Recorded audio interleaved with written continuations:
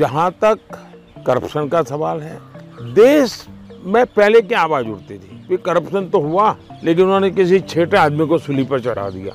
सामान्य रूप से मीडिया में भी चर्चा होती थी कि बड़े बड़े मगरमच्छ तो छूट जाते हैं, छोटे छोटे लोगों को आप पकड़ करके चीजें निपटा देते हो। फिर एक काले खंड ऐसा आया कि हमें पूछा जाता था 19 के पहले कि आप तो बड़ी बड़ी बातें करते थे, क्यों कदम नहीं उठाते हो, क्यों अरेस्ट नहीं करते हो, क्यों लोगों को ये नहीं करते। हम कहते भाई हमारा काम नहीं है, ये इंडिपेंडेंट एजेंसी कर रही है और हम बद इरादे से कुछ नहीं करेंगे। जो भी होगा हमारी सूचना यही है, जीरो टॉलरेंस।